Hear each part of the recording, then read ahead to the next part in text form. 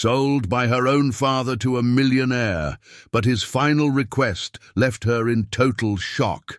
Hello, let's start another beautiful story. Welcome to my channel. Don't forget to like the video and subscribe to the channel. Let's go. Rain drummed against the window of Lily Bennet's small bedroom, matching the rhythm of her racing heart. She stood frozen, staring at the leather duffel bag on her bed, the one her father had thrust into her hands minutes ago with a curt order to pack. 20 years of life, reduced to whatever could fit in that bag. 10 minutes! Greg Bennett's voice boomed from downstairs, making her flinch. The smell of whiskey had been heavy on his breath when he'd told her the news. She was leaving. Today. Now. He'd found a solution to their problems, he'd said, unable to meet her eyes. Lily's hands trembled as she folded a worn sweater. The threadbare fabric felt like armor, one of the few pieces of clothing she owned that didn't come from a thrift store or a church donation bin. Her mother had knitted it in those final days when the cancer had left her too weak to do much else. 6 years had passed since then, 6 years of watching her father spiral deeper into debt and despair, drowning his guilt in bottles that never seemed to empty. A car horn blared outside. Through the rain-streaked window, Lily caught glimpse of a sleek black vehicle, its presence alien among the rusted trucks and aging sedans that usually lined their street. Her stomach churned. Time's up! Greg's footsteps thundered up the stairs. Lily grabbed a framed photo from her nightstand, the last one taken of her mother, and buried it between layers of clothing. The door burst open and Greg filled. The frame, his broad shoulders hunched as if carrying an invisible weight. "He's waiting," he muttered, reaching for her bag. "Who?" Lily's voice cracked. "Dad, please, just tell me what's happening. Who is this man?" Greg's weathered face tightened. For a moment, something like shame flickered in his bloodshot eyes. "Nathan Cole. He's going to take care of you now. Take care of me." The words felt bitter on her tongue. "You mean, he bought me? How much did he pay to clear your gambling debts?" The slap came fast, stinging her cheek. Greg had never hit her before. Threatened, yes, but never actually struck her. The shock of it silenced them both. "I'm sorry," he whispered, his hand falling limply to his side. "I'm sorry, Lily Flower. I didn't. There's no other way." The childhood nickname, one he hadn't used since her mother died, made tears burn in her eyes. Lily stepped back, touching her cheek. Don't pretend you care now." Outside, the car horn sounded again, more insistent this time. The drive was a blur of rain-slicked streets and suffocating silence. Lily sat in the back of the luxury car, a granite-faced driver named Wilson, navigating them through the city's crowded arteries toward the wealthy suburbs. Greg hadn't come with them.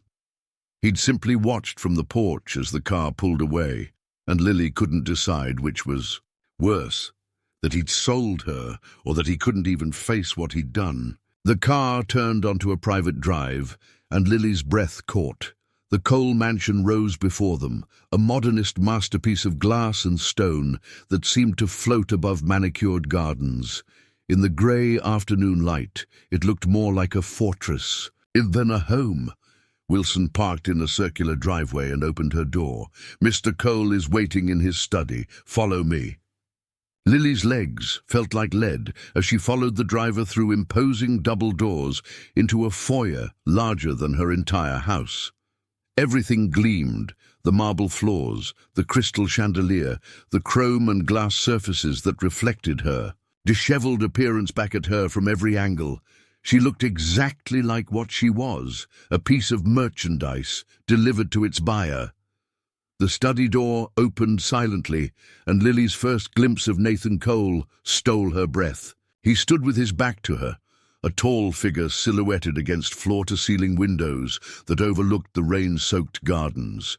When he turned, she was struck by how young he was, barely 35, with sharp features and eyes the color of a winter sky. "Miss Bennet," His voice was cool, professional. "Please, sit." Lily remained standing, her fingers curling into fists at her sides. "Why am I here?" A faint smile touched his lips, there and gone like a ghost. Direct. "Good. I appreciate that quality." He moved to his desk, picking up a manila folder. "You're here because I have a proposition for you. One that will benefit us both."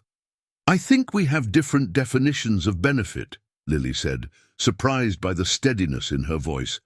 "My father sold me to you. What could you possibly propose that would benefit me?" Nathan's expression hardened. "I didn't buy you, Miss Bennet. I paid your father's debts, yes, but what I'm offering you is a choice." He opened the folder, removing a document. "This is a contract. If you sign it, you'll become my son's caregiver. Room, board, a generous salary, all yours, in exchange for helping a little boy who desperately needs someone in his life." Lily's mind spun. "Your son? Noah!"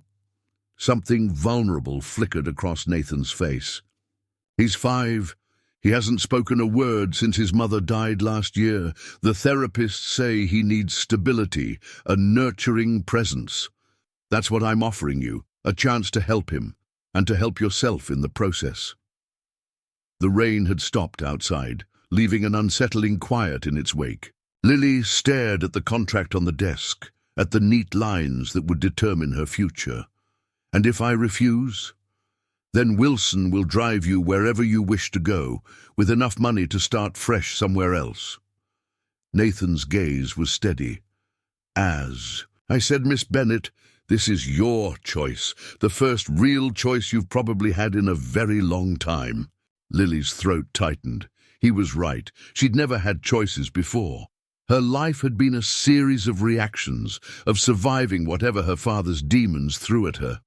But now, "I want to meet him first," she said.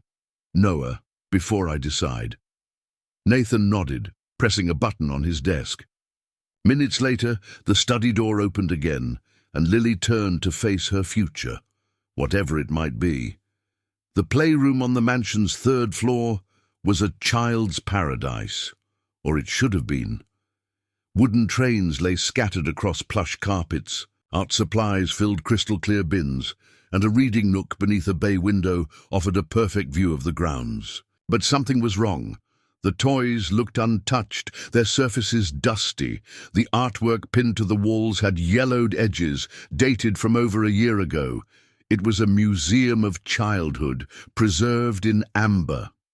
Noah Cole sat in the window seat, small, fingers pressed against the glass as he tracked the movement of birds in the garden below. He didn't turn when Lily entered, didn't acknowledge her presence at all. But she saw his shoulders tense, saw the way his other hand gripped the fabric of his perfectly pressed khakis. "Hello, Noah." Lily kept her voice soft, remembering all the times she'd wished for gentleness in her own childhood. "I'm Lily. Your father said I might find you here." Nathan stood in the doorway behind her, his presence a weight against her. Back, she could feel his scrutiny, his desperate hope that she might succeed where others had failed. But Lily wasn't thinking about Nathan or his proposition. Her entire world had narrowed to the little boy by the window, with his father's sharp features softened by youth and sadness. Noah's eyes flickered toward her reflection in the glass, quick, wary, then away again. His dark curls fell across his forehead, slightly too long, as if no one had quite figured out how to maintain these small details of childhood without a mother's touch. Instead of approaching him directly, Lily settled on the floor near a train set. The wooden tracks were half assembled, creating a path to nowhere. She picked up a blue engine, running her fingers over its smooth surface. "You know, I used to pretend trains could fly," she said conversationally, not looking at Noah. "My mum would tell me it was silly that trains needed tracks, but I thought, why should birds have all the fun?" She made the engine lift off from the track, adding a soft, whooshing sound. The other trains thought Blue Engine was strange, but he didn't mind. He knew that sometimes the best journeys don't follow any tracks at all. A floorboard creaked. From the corner of her eye, Lily saw Noah shift slightly, angling toward her voice. She continued her story, letting blue engines soar through imaginary clouds, adding other characters, a brave caboose afraid of heights, a station master who needed convincing that flying trains weren't breaking any real rules. The shadow that fell across the carpet was so small she almost missed it. But then Noah was there, sitting just at the edge of her peripheral vision. His hands were clasped tightly in his lap, but his eyes followed Blue Engine's flight path. Lily set the engine down between them, an offering. For a long moment, nothing happened. Then, with movements so careful they barely disturbed the air, Noah reached out and touched one of the train's wooden wheels. "Would you like to fly with him?" Lily whispered. Noah's hand trembled. He picked up the engine, holding it like it might shatter. Then, so slowly it seemed to happen in fragments, he lifted it into the air. No sound effects, no dramatic swoops, just a silent ascension toward the ceiling. A sharp intake of breath from the doorway made Noah's hand jerk. The engine clattered to the floor, and he scrambled back toward his window seat, the moment shattered. "Noah." Nathan started forward, but Lily held up a hand. "It's okay," she said, not sure if she was speaking to father or son. "Sometimes we need to take small steps. Sometimes we need to be sure it's safe before we can fly." She stood, brushing carpet fibers from her jeans. "Thank you for letting me tell you a story, Noah. Maybe tomorrow you can show me which of these other trains might want to learn to fly too." As she turned to leave, she caught a glimpse of his reflection in the window. He had picked up Blue Engine again, cradling it close to his chest.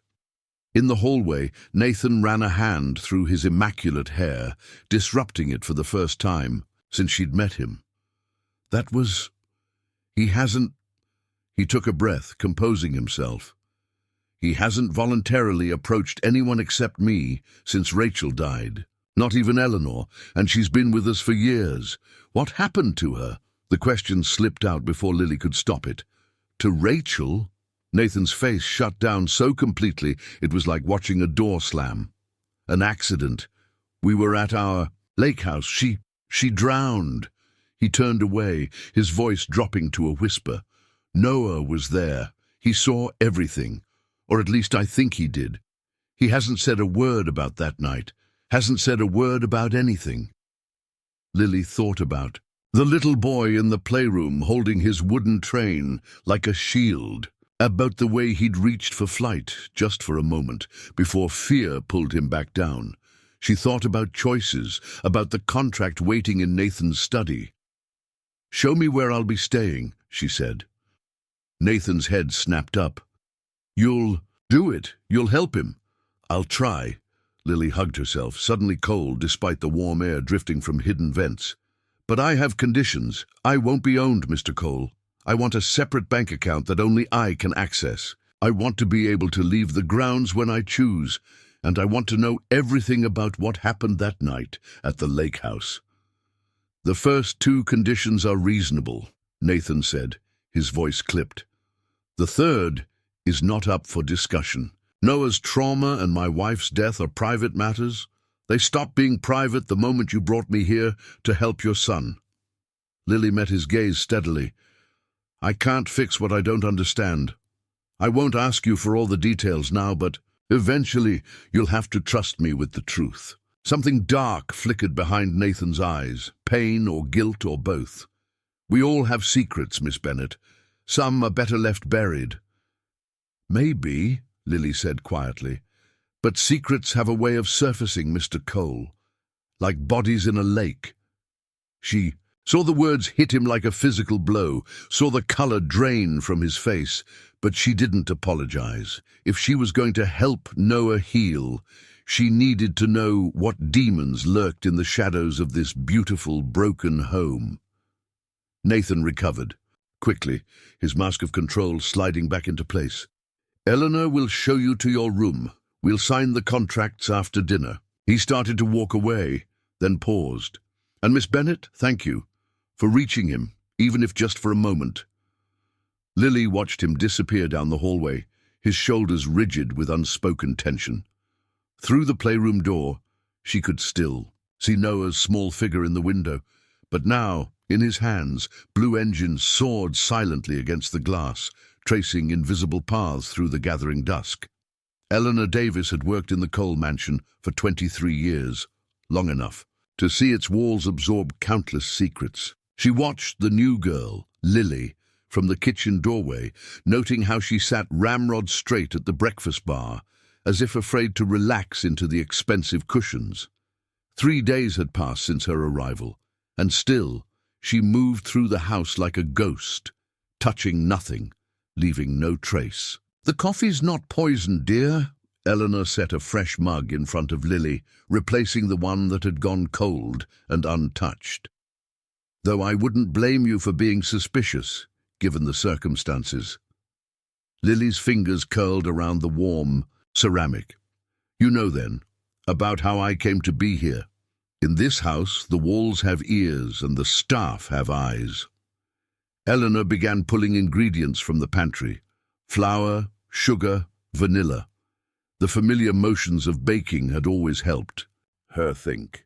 "I know your father sold his debt to Mr. Cole. I know you're here to help young Noah, and I know you're the first person he's responded to since—" She trailed off, sifting flour with more force than necessary. "Since Rachel died." Lily took a sip of coffee, then grimaced. "Everyone in this house treats her name like a curse, even you." Eleanor cracked eggs into a bowl, her movements precise. "It's not my place to discuss the former Mrs. Cole. But you knew her. I helped raise Nathan." A smile touched Eleanor's lips, then faded. "I was here when he brought Rachel home for the first time, when they married, when Noah was born, and yes, I was here the night she died." She began to stir the batter, each turn of the spoon deliberate. "But if you're looking for answers about that night, you won't find them with me. I've sworn to keep Mr. Cole's confidences." "Even if those confidences are hurting Noah?" Eleanor's hand stilled. Through the kitchen window, they could see Noah, in the garden, sitting beneath an old oak tree. He had Blue Engine with him. He hadn't let the toy out of his sight since that first day with Lily. "Sometimes," Eleanor said carefully, "protecting someone means knowing when to keep secrets and when to let them go. Give it time, dear. The truth has a way of finding its own path to the light." A door slammed somewhere above them, followed by the sharp rhythm of Nathan's footsteps. He appeared in the doorway moments later, his tie slightly askew, the only outward sign that something had disturbed his usual composure. "Miss Bennet." His voice was clipped. "A word, please." Lily followed him to his study, that imposing room where her new life had begun just days ago. Nathan paced behind his desk, agitation radiating from every movement. "Your father called the house," he said without preamble. "He's demanding more money." Lily's stomach clenched. "What did you tell him?" "That our arrangement is concluded, that he has no claim on you or on my family's resources." Nathan finally stopped pacing, fixing her with an intense stare. "But he made threats about going to the press, about exposing how you came to be here." "He won't." Lily's voice was steady, surprising herself. "He's a coward. He makes threats when he's desperate, but he won't risk exposing his own part in this." "You seem very certain." "I had 20 years to learn his patterns." She moved to the window, watching Noah in the garden below. He was making Blue Engine loop around the tree trunk, a silent dance of wood against bark. He'll try calling again, then he'll show up at the gate, drunk and belligerent. When that doesn't work, he'll disappear for a while looking for easier targets. Nathan was quiet for a long moment. "I could have him dealt with. Permanently." Lily turned, studying his face. "Is that what you did with other problems? Other threats to your family?" The temperature in the room seemed to drop. Careful, Miss Bennet. There are questions that shouldn't be asked in this house. Like why there are no photos of Rachel anywhere except Noah's playroom. Like why her closet is still full of clothes but her jewelry box is empty. Like why... Enough. Nathan's hands gripped the edge of his desk, knuckles white. You're here for Noah. Focus on that and leave the past where it belongs. A soft knock interrupted them. Eleanor stood in the doorway, her expression carefully neutral. I apologize for the interruption, but Noah is asking for Miss Bennet. In his way. They both turned to the window. Noah stood beneath it now, holding Blue Engine up toward them like an offering. His eyes were fixed on Lily, and though his lips didn't move, the request was clear. We're finished here, Nathan said, his voice softening as he watched his son. Go to him. That's what matters now. Lily headed for the door, then paused. Mr. Cole, whatever happened to Rachel, whatever secrets you're keeping, they're not staying buried. I see it in the way you flinch at her name, in the way Eleanor measures every word, in the silence that fills this house like smoke. She met his gaze steadily. I won't stop looking for answers.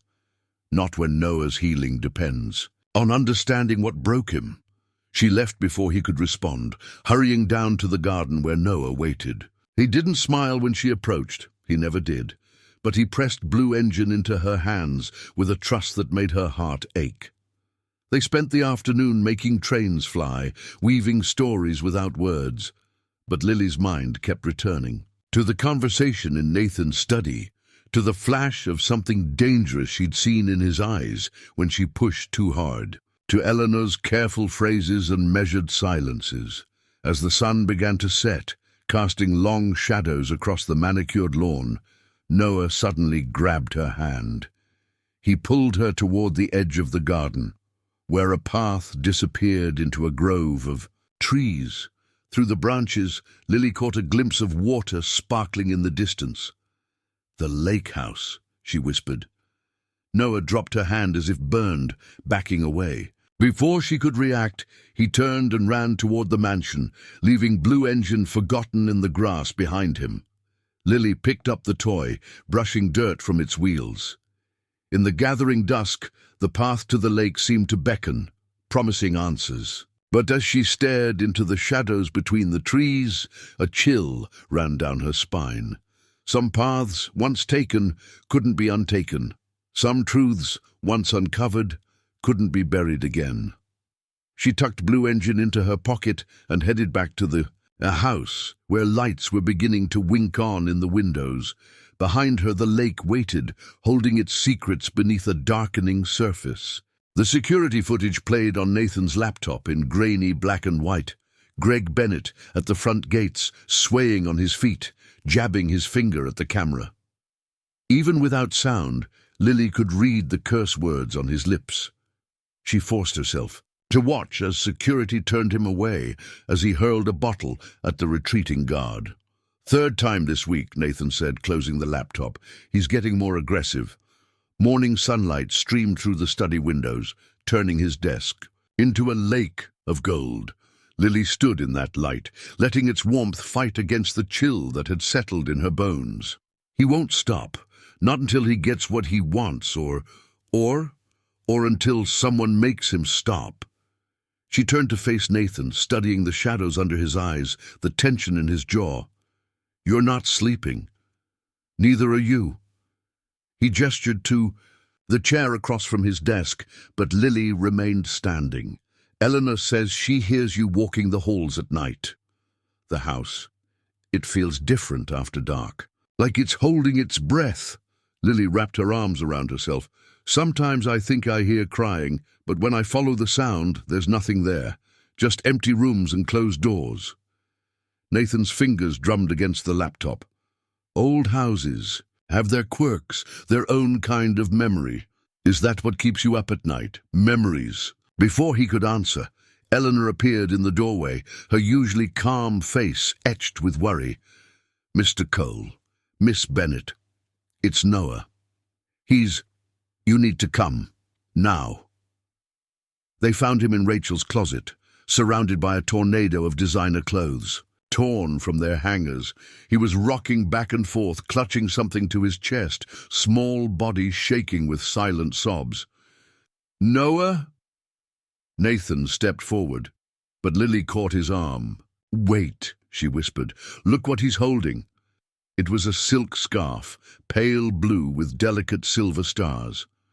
Noah pressed it to his face, breathing in deeply, shoulders shuddering. "Rachel's," Nathan said softly. "It was her favorite. I thought I'd packed all her things away." Lily moved slowly into the closet, careful not to startle Noah. She sat beside him, close enough to offer comfort, but not so close as to trap him. "The stars are beautiful," she said quietly. "They look like they're dancing." Noah's rocking slowed. He lowered the scarf just enough to peek at her over its edge. "You know," Lily continued, keeping her voice gentle, "some people say stars are really windows, that when someone we love goes away, they find the brightest star to watch over us from." She pointed to one of the silver stars on the scarf. "Maybe your mum picked this one. Maybe that's why she loved this scarf so much." Noah's hands tightened on the fabric. Then, so quietly it was almost lost in the rustle of fallen clothes, a sound escaped him. Not quite a word, but a whimper that held all the pain his silence had been protecting. "It's okay," Lily whispered. "It's okay to miss her. It's okay to be angry that she's gone. It's okay to cry." The dam broke. Noah threw himself into her arms, his whole body racked with sobs. The sounds he made were primal, raw, months of bottled grief finally finding its voice. Lily held him, rocking gently, murmuring soft words of comfort.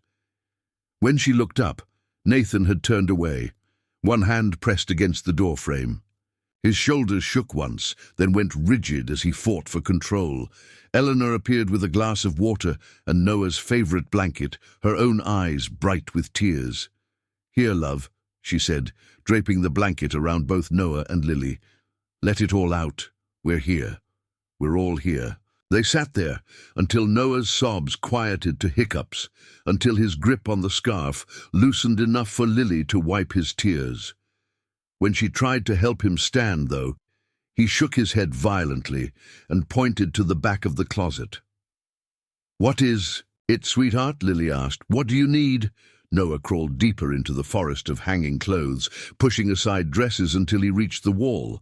There, partially hidden behind a row of shoes, was a small door, the kind that might lead to storage or old pipes. "Noah, don't—" Nathan started forward, but it was too late. Noah had already pulled the door open, revealing a stack of notebooks bound in leather.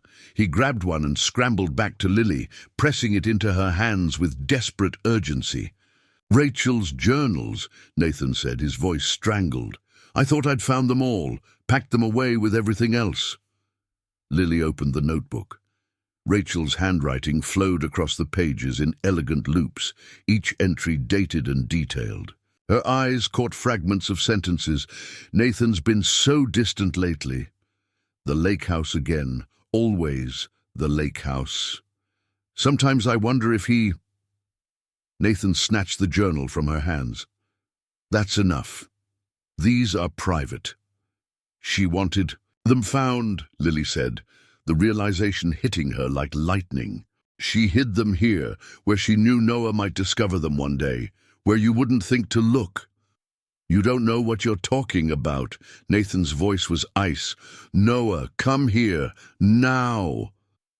But Noah pressed closer to Lily, his small fingers finding the pocket where Blue Engine still lived. He pulled out the toy and held it like a shield between himself and his father. "Nathan," Eleanor said softly, "perhaps get out." He didn't raise his voice, but the command cracked like a whip. "All of you, now!"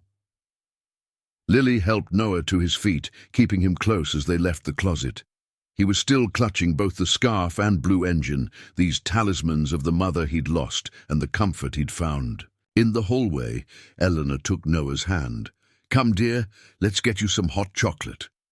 She glanced at Lily. "You should go to your room. when he's like this. But Lily was already turning back to the closet. Nathan stood in its center, surrounded by the chaos of torn clothing, Rachel's journal open in his trembling hands. "Whatever you're hiding," Lily said, "whatever really happened that night, Noah knows. Maybe not consciously, but somewhere in his silence he knows, and these journals might be the key to helping him heal. Get out." Each word was a shard of glass. "Your wife left a message in these pages, Nathan. A truth she wanted found. You can't bury it forever." He looked up then, and the raw anguish in his eyes made her step back. "You want the truth, Miss Bennet? The truth is that some secrets protect people. Some silences are mercy." He closed the journal with a snap. "Now, leave, before I decide your services are no longer required." Lily left, but she carried with her the image of Noah pointing to those hidden journals, of Rachel's words flowing across the pages, of Nathan's face as he read them. In her room, she could hear him moving in the closet above, probably gathering the journals, finding new places to hide them. But he couldn't hide the truth in Noah's eyes when he'd found them, couldn't hide the way his own hands had shaken as he read his dead wife's words. Something had happened at the lake house. Something that had silenced a little boy and haunted his father. Something Rachel had written about in those journals, leaving breadcrumbs for someone to follow. And now that Noah had shown her the path, Lily couldn't turn back, no matter the cost. 3 fragments from Rachel's journal haunted Lily's dreams. Nathan's been so distant lately. The lake house again. Sometimes I wonder if he... The words played on repeat in her mind as she sat at her bedroom window, watching the sun rise over the grounds. In the week since Noah's breakdown, the mansion had become a minefield of unspoken tensions. A knock at her door made her jump. Eleanor entered with a steaming mug of coffee and an envelope. "You look like you could use this," the housekeeper said, setting down the coffee. She hesitated before holding out the envelope. "And this came for you, through unofficial channels." Lily's heart stopped when she saw the handwriting. "How did he—" "One of the gardeners. Your father caught him at a bar downtown, paid him to deliver it." Eleanor's lips tightened. "He's been fired, of course, but the damage is done." Lily turned the envelope over in her hands. It felt thin but heavy with threat. "You don't have to read it alone." Lily shook her head. "Yes, I do." Eleanor squeezed her shoulder and left. The envelope tore easily, revealing a single sheet of paper covered in Greg's jagged scrawl. "I know what kind of man Cole is. I know what happened to his wife. Give me what I want, or everyone else will know too. Tonight, the rusty nail. 8 p.m. Come alone, or Noah loses another parent." The paper crumpled in Lily's fist. She'd known her father was cruel, but this, threatening a child, weaponizing a family's grief, this was a new low. She found Nathan in his study, on a call that seemed to involve astronomical sums of money. He held up one finger when she entered, but Lily slapped the letter down on his desk. "Read it," she said. "Now." His eyes scanned the page, his face darkening. "Cancel the transfer," he barked into the phone. "I'll call back." He set the phone down with careful precision. "When did this arrive?" "This morning. He bribed one of the gardeners." "I'm aware. The situation has been handled."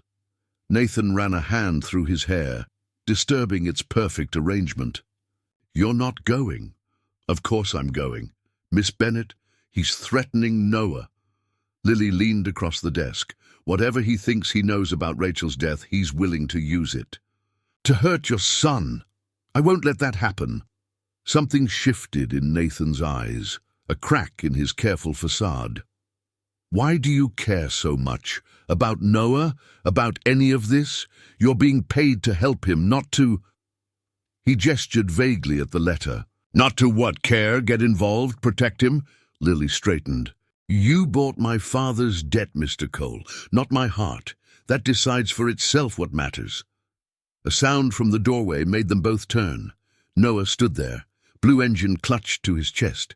His eyes were wide, darting between them. "Hey, sweetheart."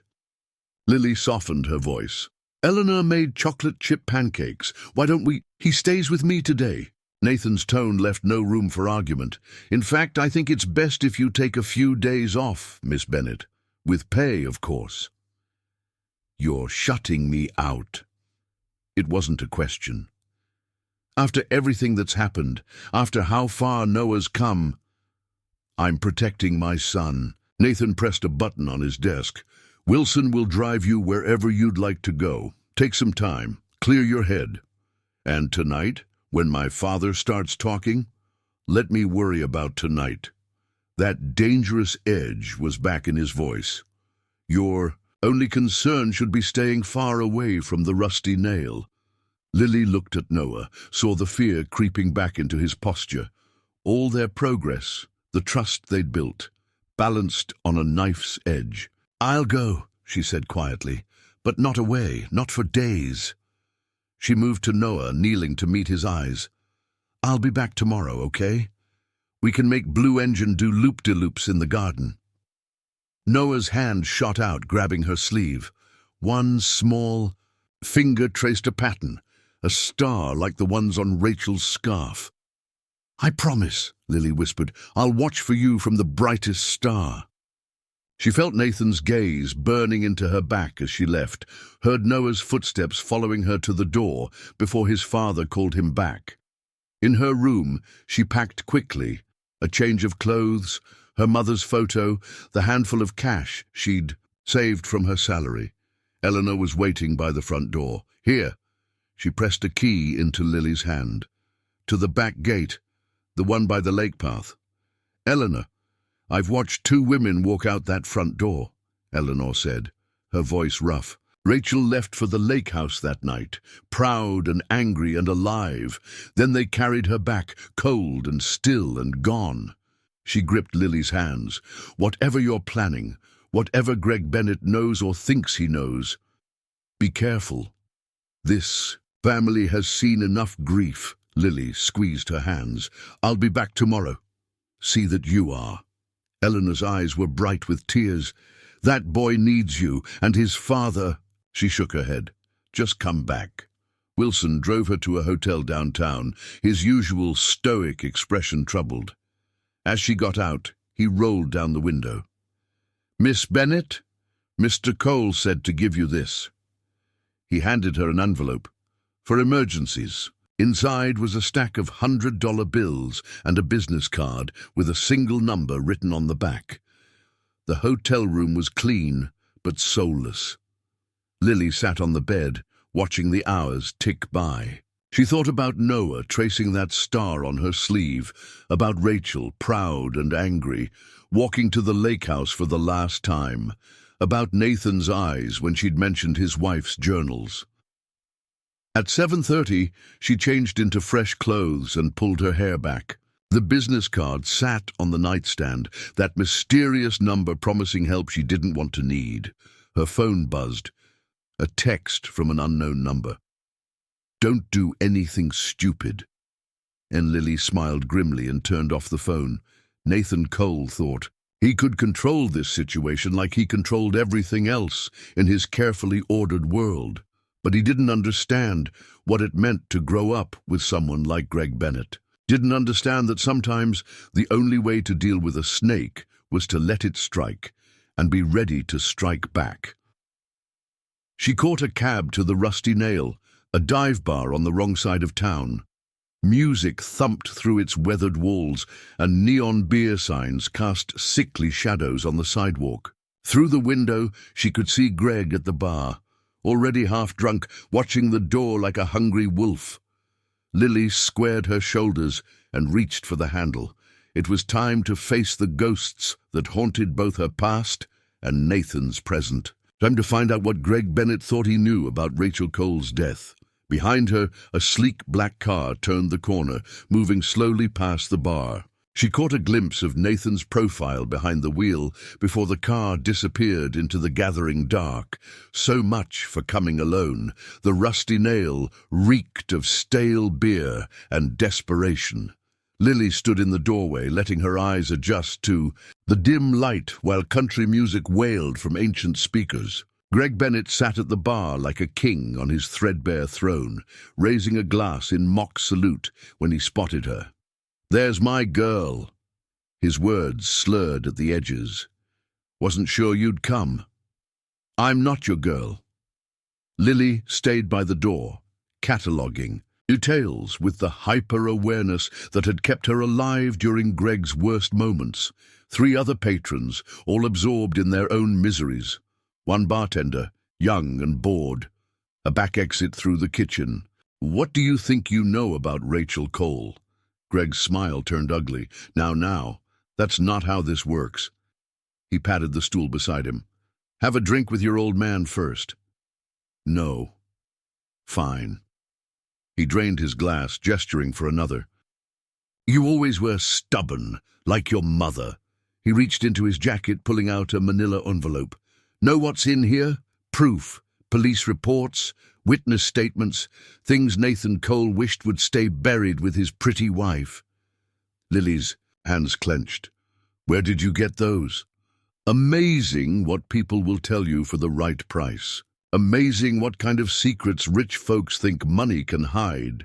Greg leaned forward, whiskey on his breath.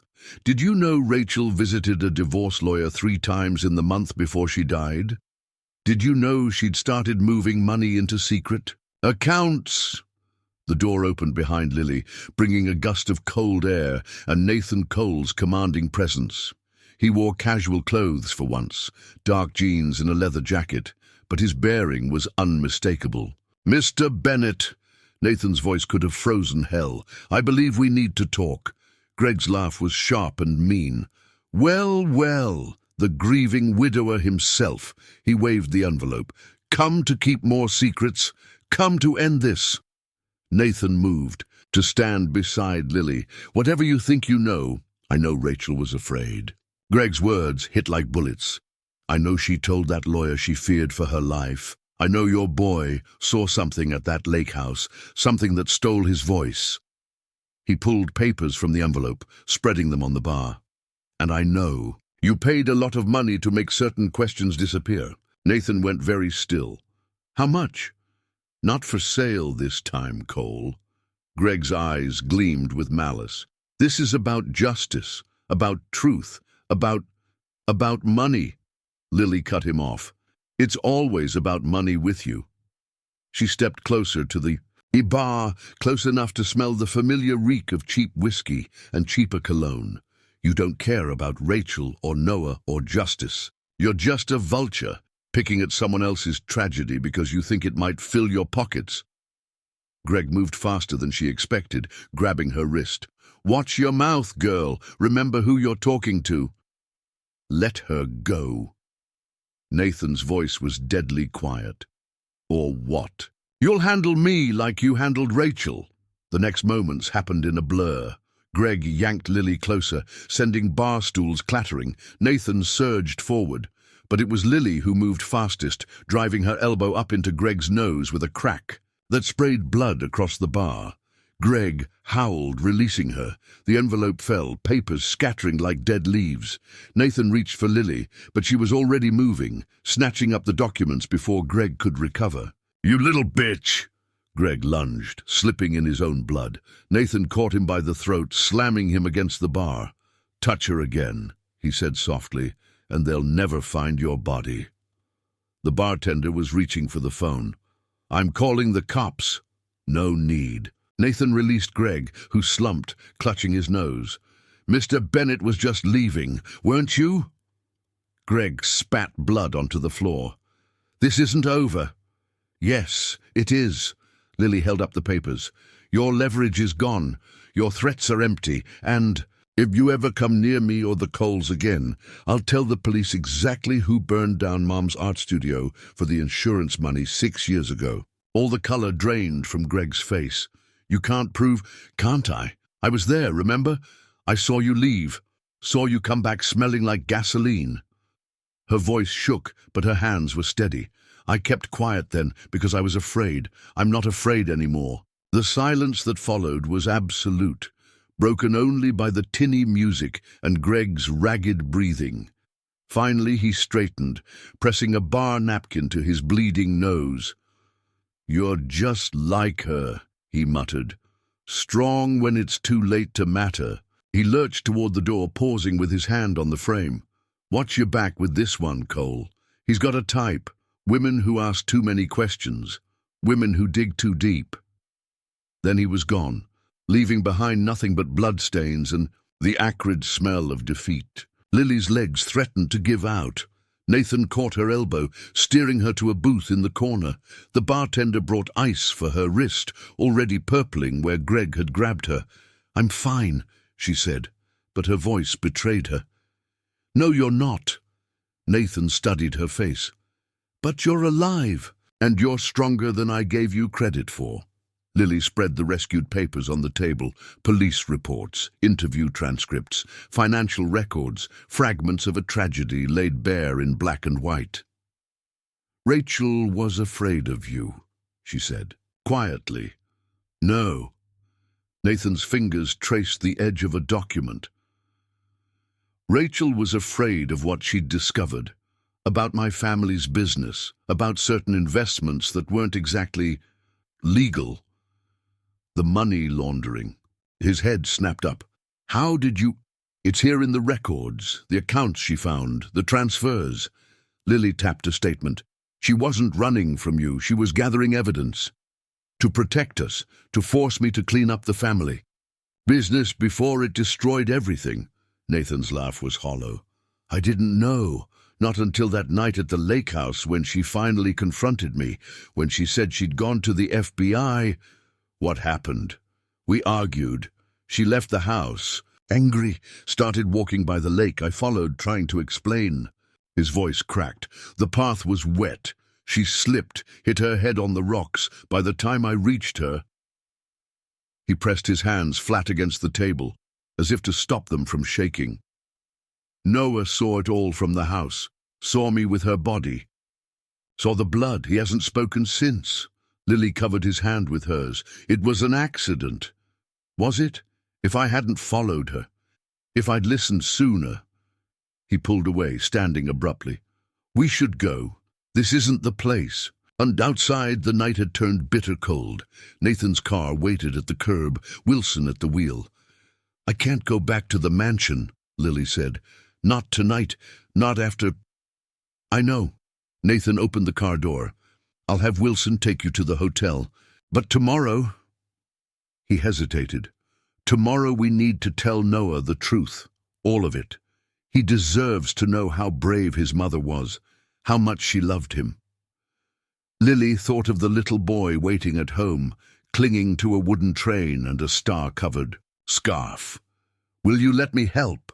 Let me be there when you tell him?" Nathan's eyes met hers in the darkness. "I'm not sure I can do it without you." Didi. As the car pulled away from the rusty nail, Lily watched Greg's papers scatter in the wind, carrying their bitter truths into the night. Some secrets, once revealed, couldn't be buried again. But maybe, just maybe, that was how healing began. In the harsh light of truth, in the strength to face what had been hidden, in the courage to speak what had been silenced. Tomorrow would bring its own battles. But tonight, for the first time since entering the Cole mansion, Lily felt like she could finally breathe. Dawn painted the Cole mansion in shades of gold, but Lily felt the weight of the coming conversation like storm clouds on the horizon. She sat in the kitchen with Eleanor, watching the housekeeper stress-bake enough muffins to feed an army. "He hasn't slept," Eleanor said, measuring cinnamon with shaking hands. "Neither of them have. Noah had nightmares again, and Nathan, he's been in Rachel's closet all night reading those journals." "Where are they now?" "The playroom." Eleanor's movements stilled. "Noah won't let go of that scarf. Keeps looking at the door like—" She swallowed hard. "Like he's waiting for his mother to walk through it." Lily's throat tightened. How do you tell a child that someone they love is never coming back? With truth, with love. Eleanor wiped her hands on her apron, and with hope that understanding might help heal what silence has broken. Upstairs, Lily found Nathan sitting on the floor outside the playroom, his usual immaculate appearance disheveled. Dark circles shadowed his eyes, and Rachel's journals lay scattered around him like fallen leaves. "I can't do this," he said without looking up. "I can't destroy his world again." Lily sat beside him, close enough to feel the tension radiating from his body. His world was destroyed the moment he saw Rachel fall. What he needs now isn't more silence, it's understanding. She wrote about him in every entry. Nathan's fingers traced the open page before him, her hopes for his future, her fears that my family's legacy would poison his innocence. She was trying to protect him, and his voice broke. I failed them both. Through the partially open door, they could see Noah by the window. He had arranged his toy trains in a perfect circle, with Blue Engine in the center. Rachel's scarf was draped across his shoulders like a cape. "We should do it here," Lily said softly. "In his safe space, with his trains and her scarf and—" She touched Nathan's hand. "And with both of us." Nathan's fingers curled around hers for a moment before he pulled away. "Both of us." They entered the playroom together. Noah looked up, his eyes moving between them with that too-old wisdom children sometimes possess. He hugged Blue Engine to his chest. "Hey, sweetheart." Lily sat cross-legged near his train circle. "Your dad and I want to talk to you about something important, about your mom." Noah's grip on the engine tightened, but he didn't run. Nathan settled on his other side, completing their small triangle. "You saw something terrible happen," Nathan began, his voice rough. "Something that no child should ever have to see, and I've been so afraid of causing you more pain that I let silence build walls between us." Lily reached for Blue Engine's friend, the brave caboose who had been afraid of heights. "Remember when we made the trains fly? How scared the caboose was at first." She made the toy roll forward slightly. "Sometimes the scariest part isn't the flying, it's taking that first step off the tracks." Noah's free hand crept to the scarf around his shoulders, fingers tracing the silver stars. "Your mother was the bravest person I've ever known," Nathan continued. "She discovered that our family's business, the way we made our money, wasn't right, wasn't honest, and instead of staying quiet, she decided to fix it, to make sure you would inherit something clean and true." Tears slid down Noah's cheeks, but his eyes never left his father's face. "That night, at the lake house," Nathan's voice caught. "We argued. She was so angry with me, so disappointed. She went for a walk to clear her head, and I followed her. The path was wet from rain, and she—" He pressed his hands against his thighs. "She slipped, hit her head on the rocks by the water. I tried to reach her in time, but—" A sound escaped Noah, small and wounded. Lily ached to hold him, but knew he needed to face this moment in his own way. "It was an accident," she said, gently. "A terrible accident that took someone precious from you. But your mom, Noah, she loved you so much. She wrote about you every day in her journals, about your smile, your laugh, your kind heart." Noah looked at the circle of trains, then deliberately reached out and broke it, creating a new path that led to the window. "Yeah," Lily whispered. "Sometimes we have to break the old patterns to find new ways forward. I miss her." The words were so soft, so rusty with disuse, that for a moment Lily thought she'd imagined them. But Nathan's sharp intake of breath confirmed it. Noah had spoken. "Oh, my boy." Nathan opened his arms, and Noah crawled into them, still clutching Blue Engine. "I miss her too, so much." Was it my fault?" Noah's voice was barely a whisper. "I saw you with her in the water, and I thought, no. Nathan's voice was fierce. No, Noah. It was an accident. A terrible accident that none of us could control. You did nothing wrong. Noah buried his face in his father's shirt, his small shoulders shaking. I dream about her. By the lake. She's trying to tell me something, but I can't hear. She was trying to make the world better for you, Lily said, moving closer to them both, trying to fix things that were broken. And maybe that's how we honor her. By being brave enough to face hard truths. By helping each other heal. Noah lifted his head, tears streaming down his face. Will you tell me about her? Everything? Everything, Nathan promised. No more secrets. They spent the morning there, sitting among scattered trains and surrounded by Rachel's presence. Nathan shared stories of how he'd met her, how she'd loved autumn best of all seasons, how she'd sung off-key lullabies every night. Noah began to ask questions, hesitant at first, then with growing confidence, his voice growing stronger with each word. Lily watched them rebuild their relationship word by word, story by story. She saw the moment some of the shadows lifted from Nathan's eyes, saw Noah's shoulders straighten as understanding began to replace fear. Eleanor appeared at lunchtime with sandwiches and those stress-baked muffins. She froze in the doorway when she heard Noah's voice, tears spilling down her cheeks. She loved your snickerdoodles, Noah was telling Nathan. She used to sneak them after dinner. Eleanor pressed a hand to her mouth. That she did, love. That she did. As the afternoon sun painted the playroom in amber light, Noah fell asleep, curled between Nathan and Lily, Rachel's scarf still around his shoulders. Blue Engine sat in his open palm, pointing toward the window where stars would soon appear. Thank you, Nathan whispered over Noah's sleeping form, for helping me find the words, for helping him find his voice. Lily touched one of the silver stars on the scarf. Rachel found a way to bring him back to us.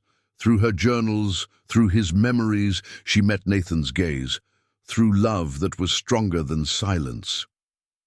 Something shifted in the air between them, a current of understanding, of shared purpose, of something deeper neither was ready to name. Nathan reached across Noah to touch her hand, and this time he didn't pull away. Outside, clouds gathered for an evening storm, but inside the playroom, surrounded by toys and memories and healing hearts, Lily felt nothing but peace. They had taken the hardest step off the tracks. Now it was time to learn to fly. 3 weeks. After Noah spoke his first words, the Cole mansion felt like a different place. Laughter echoed through its halls, Noah's high, clear voice calling out stories as he made his trains soar, Eleanor's warm chuckle as she taught him to bake cookies, even Nathan's deep, surprised laugh when his son ambushed him with hugs between business calls. But it was the quiet moments that moved Lily most. Noah reading aloud from his mother's journals, stumbling over big words, but determined to know her through her own voice. Nathan sitting with his son at bedtime, answering endless questions about Rachel with patient honesty. The way Noah now carried both Blue Engine and his mother's scarf, without clutching them like lifelines, treasuring them as connections rather than clutching them as shields. He's different with you, you know. Lily turned from the kitchen window, where she'd been watching Nathan and Noah play soccer on the lawn. Eleanor stood beside her, kneading bread dough with practiced motions. Noah? Of course he is. He's healing. Not Noah. Eleanor's knowing look made Lily's cheeks warm. Nathan, he smiles more, lets his guard down, almost like, don't. Lily stepped back from the window. He's still grieving Rachel. Grieving, yes, but not drowning in it anymore. Eleanor shaped the dough with firm strokes. Rachel would have liked you. She believed in facing truth, head on, just like you do. Before Lily could respond, her phone buzzed. The number was blocked, but she always knew, when it was Greg. Nice little family you're building. Shame if something happened to it. A photo followed. Noah and Nathan on the lawn, taken from beyond the property wall. Then another, Lily herself, walking to her car yesterday. A third, Eleanor at the market. Her hands shook so badly she almost dropped the phone. Lily? Eleanor's flour-covered fingers touched her arm. What is it? I need to see Nathan, now. She found him in his study. Noah sprawled on the floor nearby, drawing with intense concentration. Dad, how do you spell brave? B-R-A-V-E, Nathan answered automatically, then looked up at Lily's entrance. His smile faded. What's wrong? Lily handed him the phone. She saw the moment he registered the threat, saw the color drain from his face, the muscle jump in his jaw. Noah, he said carefully, why don't you show Eleanor your drawing? But I'm not finished, I'm making it for... Now, please. Something in his tone made Noah gather his art supplies without further argument. When he was gone, Nathan stood, moving to the window with lethal grace. He's escalating, Lily said quietly. The restraining order, the police reports, the security cameras, none of it's stopping him. Because he has nothing left to lose. Nathan's reflection in the glass was hard as granite. Men like that are the most dangerous. He'll keep coming, keep threatening, keep... Lily's voice caught. I should leave, draw him away from all of you. Nathan turned so quickly she stepped back. No, Nathan, no. He crossed the room, in 2 strides, catching her arms. You're not running. You're not sacrificing yourself to protect us. That's not how this works. Then how does it work? Lily tried to pull away, but his grip was gentle and implacable. He's my father, my responsibility, my... You're nothing. Nathan's voice dropped to a fierce whisper. You don't owe him anything. Not your loyalty, not your protection, and certainly not your life. I can't let him hurt Noah, or Eleanor, or... You, she didn't say, but it hung in the air between them.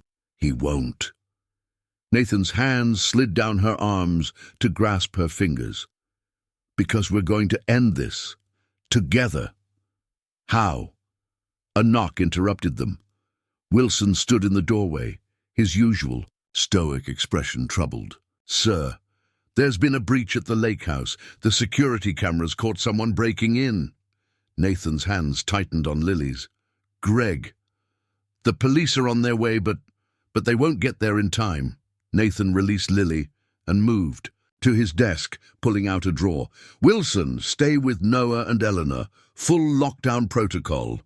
What are you going to do? Lily asked, though she already knew. End this. He withdrew a small handgun, checking it with practiced movements. Once and for all. I'm coming with you. Absolutely not. He's my father. Lily stepped closer, forcing him to meet her eyes. And you're not the only one who protects what they love. The word hung between them like a thunderclap. Nathan's face softened for a moment, something vulnerable flickering in his eyes. Then the mask slipped back into place. Fine, but you stay behind me. They found Noah in the kitchen with Eleanor. He was putting the finishing touches on his drawing, a family portrait that made Lily's heart twist. There she was, holding hands with Nathan, while Noah stood between them. Rachel's spirit floated above them as a star in the sky, watching over them all. Daddy? Noah's voice wavered. What's wrong? Nathan knelt beside his son, touching the drawing gently. Everything's going to be fine.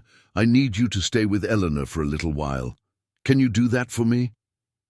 Noah's eyes found the gun, then darted to Lily. You're coming back, right? Both of you? Of course we are. Lily knelt too, touching one of the stars he'd drawn. We'll watch for you from the brightest star, remember? Noah threw himself into their arms, creating a fierce 3-way hug that threatened to break Lily's composure. When they pulled back, he pressed his drawing into her hands. For protection, he whispered. The drive to the lake house was tense with unspoken fears. As they approached, Lily saw lights burning in windows that should have been dark, shadows moving where there should have been stillness. "Whatever happens," Nathan said quietly, "whatever he says or does, remember that you're not alone anymore. You have a family now, people who love you."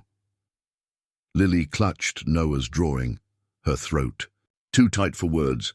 Together they walked toward the lake house, toward her father's final desperate stand, toward whatever ending waited in the gathering dark. Behind them, the mansion's lights glowed warm and steady, a beacon calling them home. The lake house stood dark against the twilight sky, its windows reflecting the last remnants of day like wounded eyes. As Lily and Nathan approached, the wind carried the acrid smell of gasoline. "He's going to burn it down," Lily whispered, "like Mum's studio." Nathan's hand tightened on his gun. "Stay behind me." But Lily was already moving, drawn by a lifetime of knowing her father's patterns. She rounded the corner of the house and saw him, Greg Bennett, illuminated by security lights, splashing liquid across the wooden deck where Rachel had spent her last living moments. "Really, Dad? Another insurance scam?"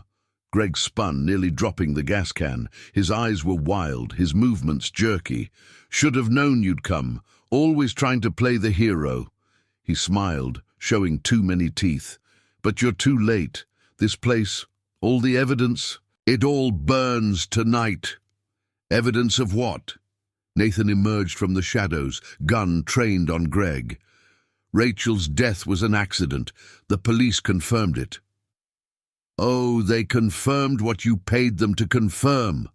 Greg's laugh was sharp and bitter. "But I found things they missed. Photos, letters, proof that Rachel was scared of you long before that night." "You're wrong." Lily stepped forward, ignoring Nathan's warning grab for her arm. "I read her journals, all of them. She wasn't afraid of Nathan. She was afraid of what his family's corruption might do to Noah. She was trying to save them both." "Pretty story." Greg kicked the gas can, sending it rolling toward the lake. Liquid splashed across the wooden stairs. "But dead women tell no tales." "That's where you're wrong." Nathan's voice was steel. "Rachel's been speaking all along, through her journals, through Noah, through the truth you're too blind to see." "Truth?"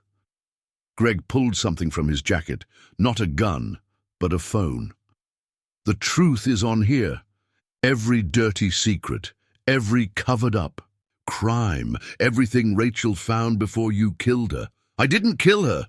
"Then why did you pay off the medical examiner?" Greg's finger hovered over the phone's screen. "Why did you destroy the security footage from that night? Why did—" "Because I was ashamed." Nathan's composure cracked. "Because I didn't want Noah to know that his mother died trying to save our family from itself. Because I was a coward who couldn't face what my choices had cost us." Lightning flashed across the lake, followed by distant thunder. The first drops of rain began to fall, creating dark spots on the gasoline-soaked wood. "You really expect me to believe that?" Greg's voice dripped contempt. "That the great Nathan Cole just happened to be innocent, that Rachel just happened to slip, that I was there." The words tore from Lily's throat. "That night, in the photos on your phone, I was in the background. You were so focused on Nathan and Rachel that you missed me." Both men stared at her. "What are you talking about?" Nathan whispered. "I used to come here after Mom died, to think, to escape." Lily's voice shook. "I was sitting by the lake that night. I saw Rachel storm out of the house, saw Nathan follow her, saw—" She swallowed hard. "Saw her slip on the wet rocks, saw him try to reach her, saw him fail." Greg's face contorted. "You're lying? Check your photos. Look in the shadows by the boat dock. You'll see me." Lily stepped closer to her father, rain running down her face like tears. "I didn't come forward then because I was afraid of you, of what you'd do with that information, but I'm not afraid anymore." Thunder cracked overhead, closer now. Greg fumbled with his phone, squinting at the screen. His hands shook. "It doesn't matter," he said finally. "None of it matters." This place burns tonight, and with it all the evidence of— Of what? Lily's laugh was bitter. Of your blackmail attempt. Of your stalking. Of how you'd destroy a little boy's world just to make some money. You ungrateful little— Greg lunged for her, but Nathan was faster. The gun pressed against Greg's temple, stopping him cold. "Give me a reason," Nathan said softly. "Give me one reason not to end this right now." "Nathan, don't." Lily touched his arm. "He's not worth it. Noah needs you. I need you." For a moment, no one moved. Then Greg's shoulders slumped, all the fight draining out of him. "You're just like your mother," he muttered. "Always seeing the best in people, always trying to save everyone." He looked at Nathan. "Even monsters." "The only monster here is you." Lily's voice was ice. "And after tonight, you're going to disappear. Because if you ever come near my family again, if you ever threaten Noah or Nathan or anyone I love, I'll release everything. The proof about Mum's studio, the insurance fraud, the embezzlement from your old company. Everything." Greg's face went slack. "You kept records."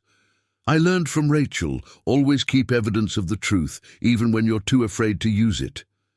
The rain was falling harder now, washing away the gasoline, cleansing the deck where Rachel had spent her final moments. Greg looked old suddenly, defeated. "What do you want?" "Leave." Lily's voice cracked. "Leave and never come back. Find some other town, some other scheme, some other life that doesn't involve destroying ours." "Or?" His eyes flicked to Nathan's. "Gun, or I stop protecting you from your own choices. One call to the police, one envelope of evidence, and your whole house of cards collapses." Thunder rumbled again, but the storm was moving away now, taking its fury across the lake. Greg straightened his jacket with trembling hands. "You really choose them, these strangers, over your own blood?" "They're not strangers." Lily felt Nathan's free hand find hers, felt his strength flowing into her. "They're my family, the one I chose, the one I love." Greg's laugh was hollow. "Love? Your mother believed in that too. Look where it got her." He turned and walked away, disappearing into the darkness beyond the security lights. They watched until his footsteps faded, until the night was quiet, except for the gentle patter of rain. Nathan finally lowered the gun. "Did you really see it happen that night?" "Yes." Lily's voice was barely a whisper. "I wanted to come forward, to tell the police what I saw, but I was so used to staying quiet, to surviving by being invisible." "Hey!"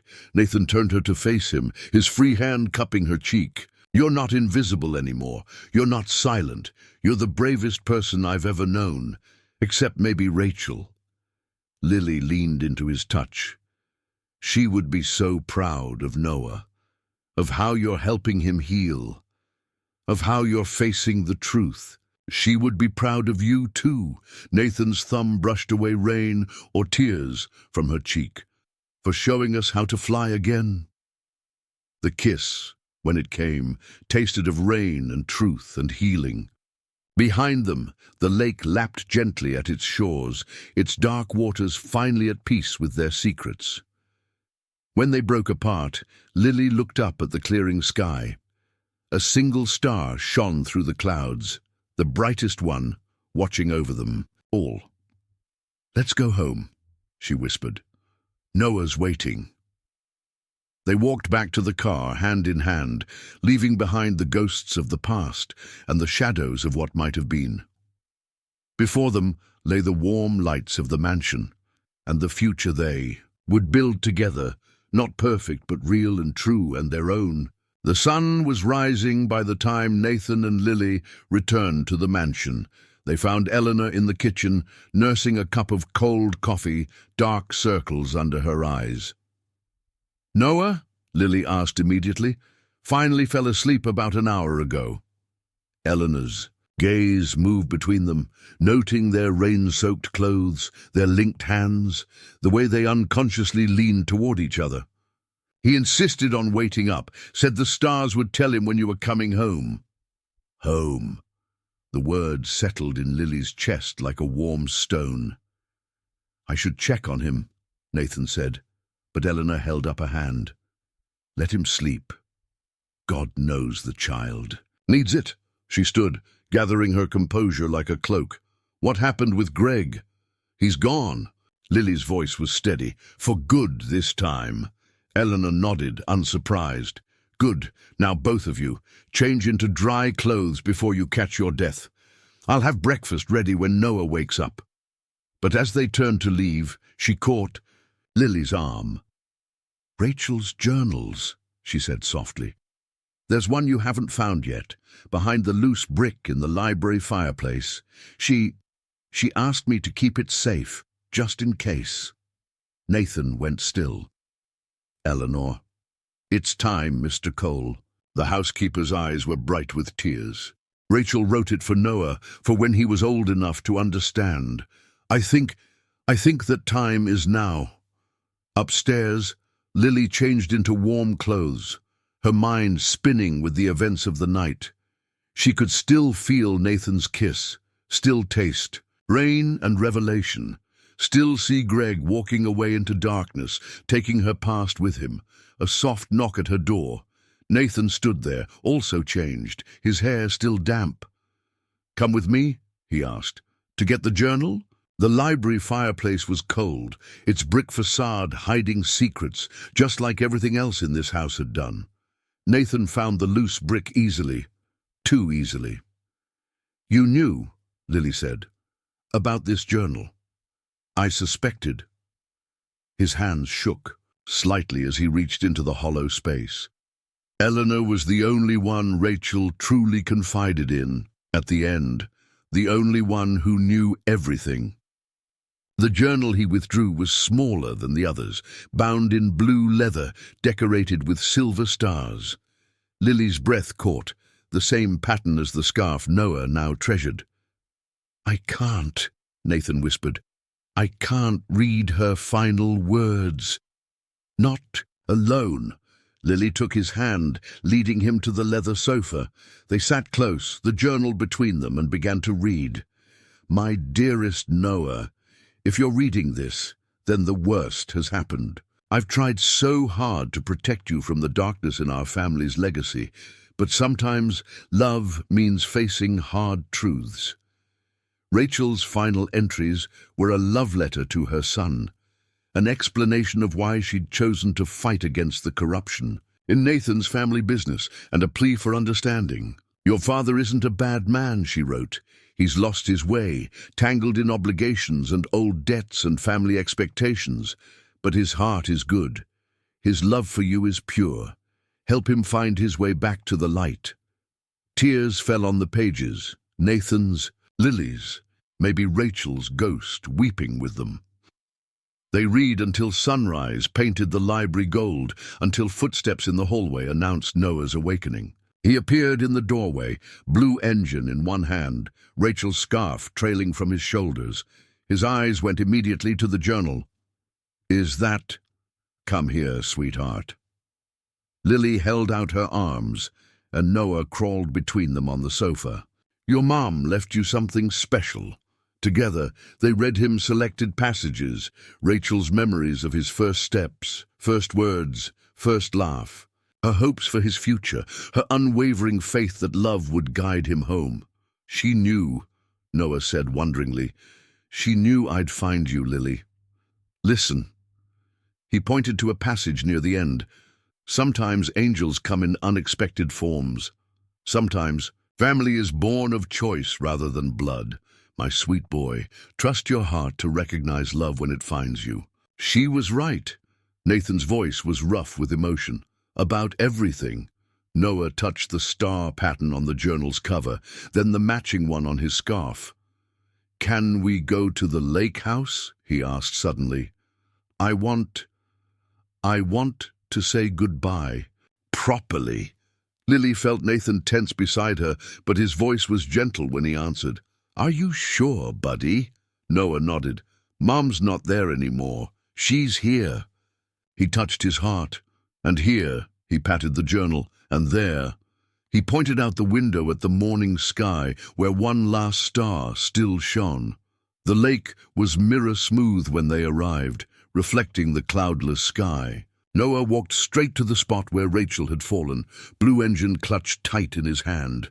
"Hi, Mom," he said clearly. "I'm okay now. We're all okay." He took the scarf from his shoulders and tied it carefully to the wooden railing. The breeze caught it, making the silver stars dance. "For remembering," he explained, taking Nathan's hand. Then he reached for Lily with his other hand. "And for new beginnings."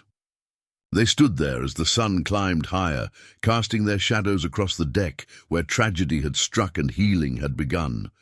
The scarf fluttered like a flag of truce between past and present. "Look!"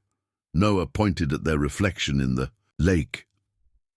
"We're flying!" And they were. Their mirror images suspended in the water, untethered by gravity or grief. Nathan's arm slipped around Lily's waist, and Noah leaned against them both. And for a moment, they were weightless with possibility. A splash made them turn. Blue Engine had slipped from Noah's grasp, falling into the lake. Before anyone could move, he smiled.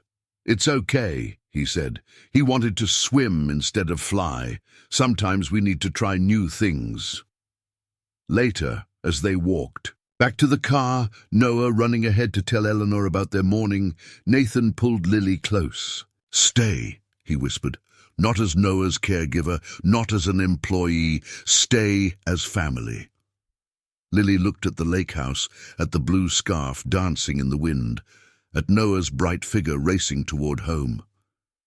"I already am family," she said, and kissed him.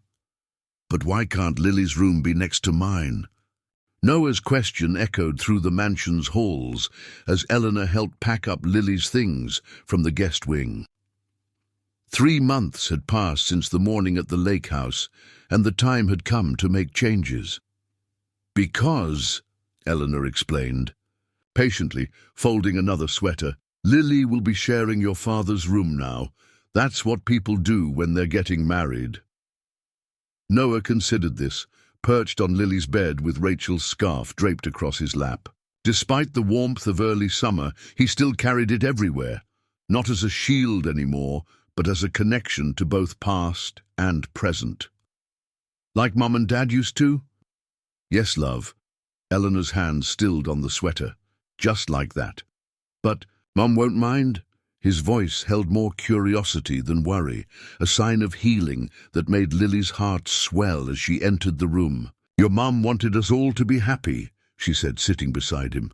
"Remember what she wrote in her journal?" Noah nodded solemnly. "Trust your heart to recognize love." He fingered the silver stars on the scarf. "She knew you were coming, even before.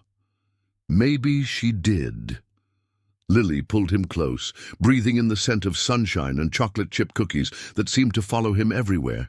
"She certainly knew what we'd need." "Miss Bennet?" Wilson appeared in the doorway, his usual stoic expression softened by what might have been a smile. "Mr. Cole needs you in his study. Something about the foundation paperwork."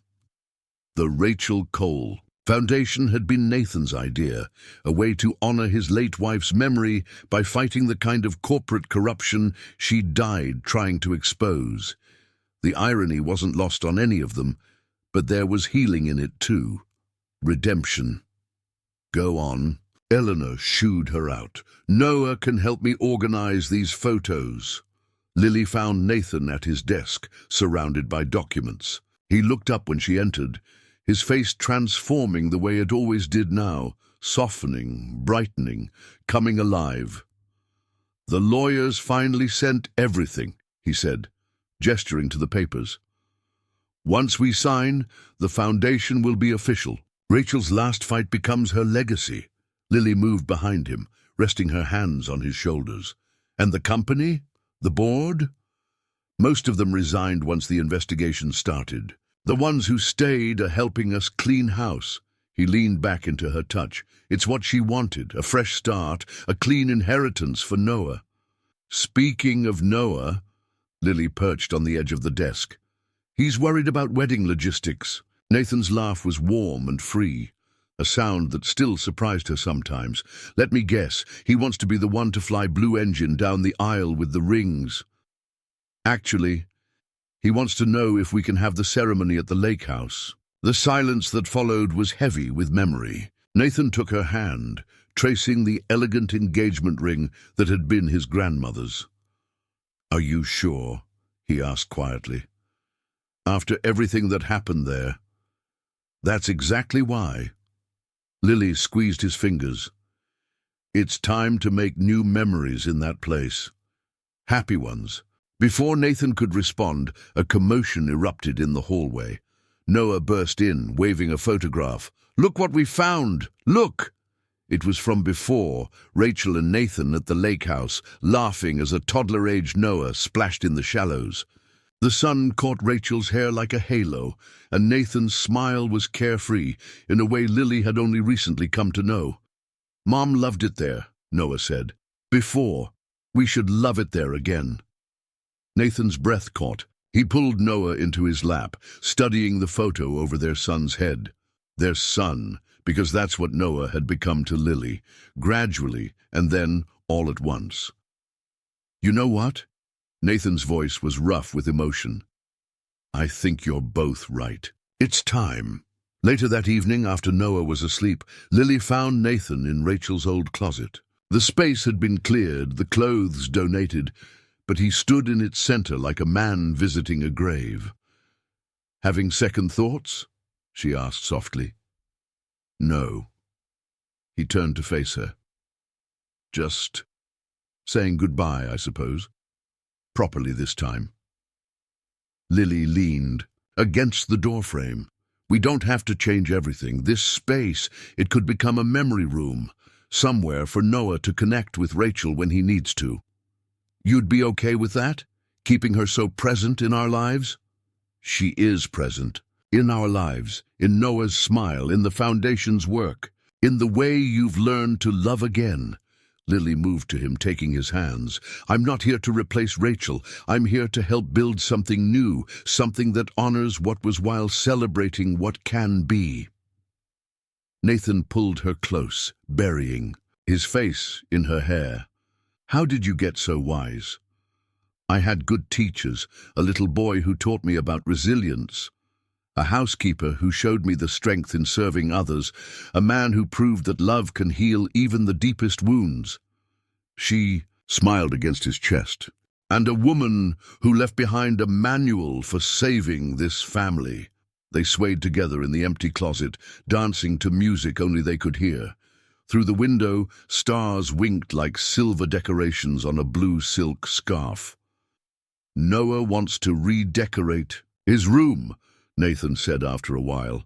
"He asked if we could paint constellations on his ceiling, a map of all the stars watching over us, including Rachel's, especially Rachel's." He pulled back enough to see her face. "But he wants to add new ones too. Stars for you, for the baby." Lily's hands flew to her still flat stomach.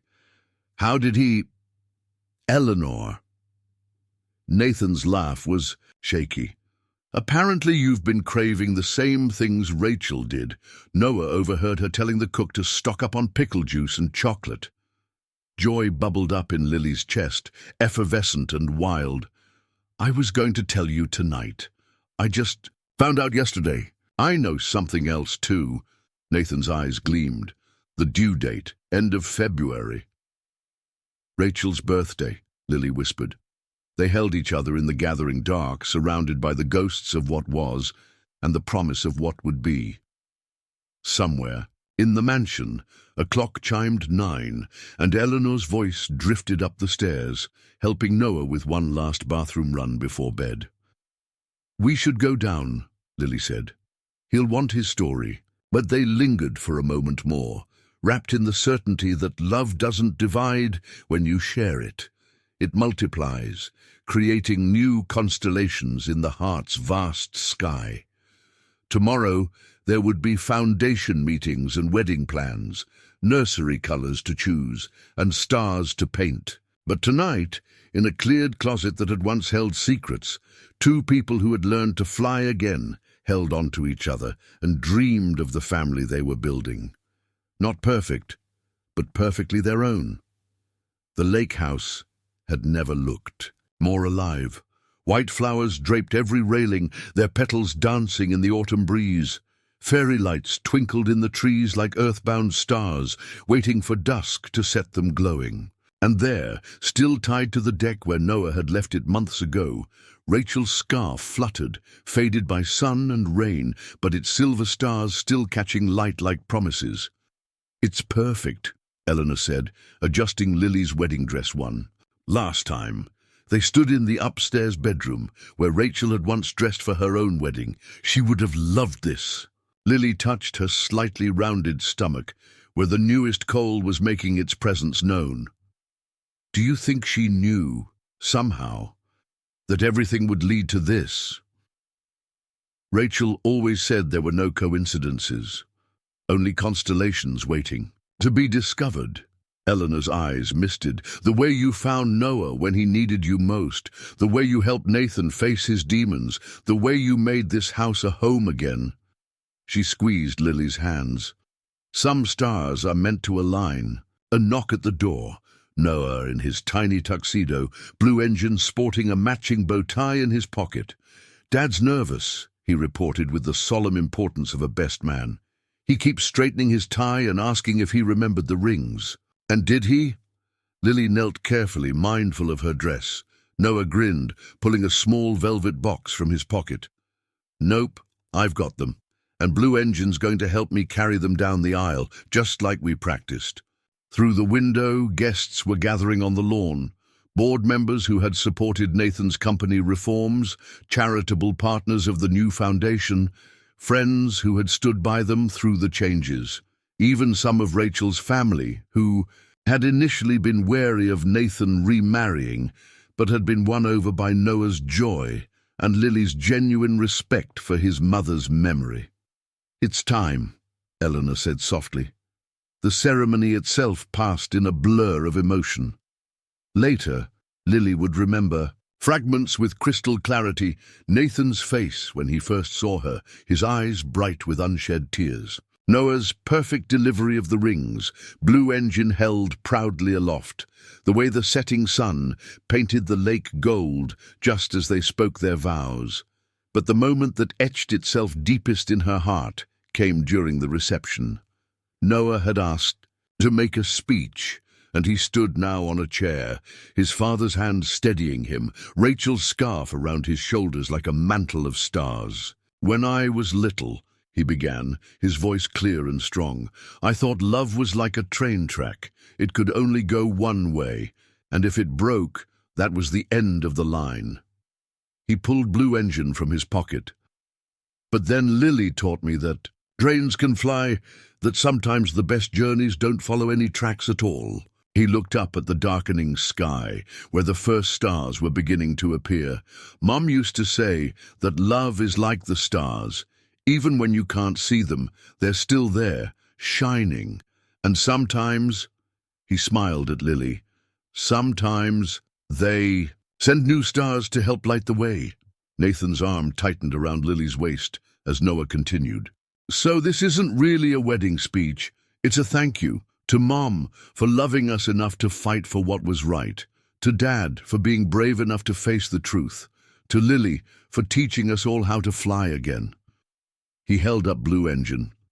"And to my little sister who's coming soon, I promise to teach you all about stars and trains and the different ways love can save you." There wasn't a dry eye in the gathering. Eleanor dabbed at her face with her apron, and even Wilson looked suspiciously misty.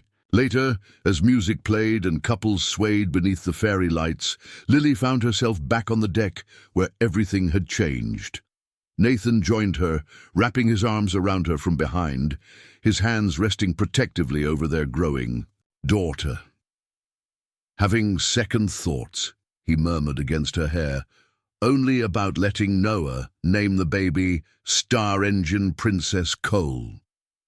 Nathan's laugh rumbled through her. We could call her Rachel. Lily turned in his arms. What about hope? It's what Rachel gave us in the end. Hope for healing, hope for love, hope for second chances. Hope Rachel Cole. Nathan smiled. Perfect. Movement caught their eye. Noah leading Eleanor in a somewhat clumsy dance, Blue Engine perched on his shoulder to help him remember the steps.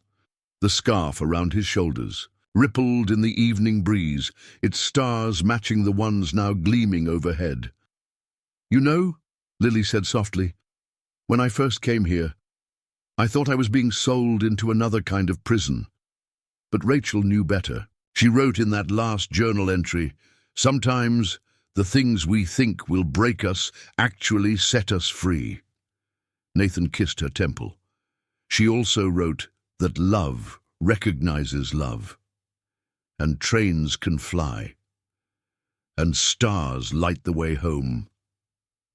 They stayed, there on the deck, swaying to distant music, surrounded by the family they'd built from broken pieces and brave hearts.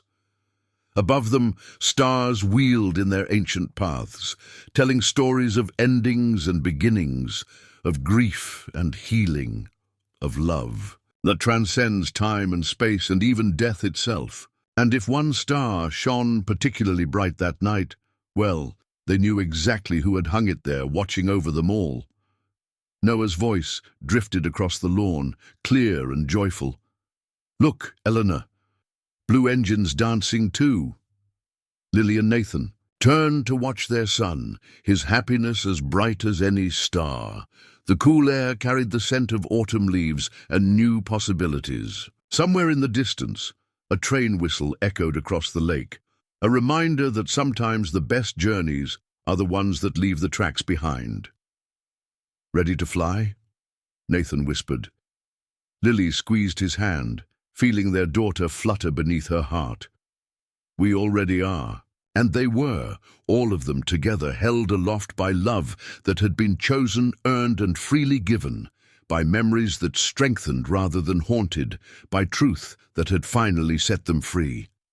The party continued into the night. But this moment, this perfect balance of past and present, of grief and joy, of endings and beginnings, this was their true celebration. Their constellation was complete, every star in its place, shining down on the family that had learned not just to survive, but to soar. The end. That was a beautiful story, wasn't it? I hope you enjoyed it. Please like the video and subscribe to the channel. Your collaboration is very important to me.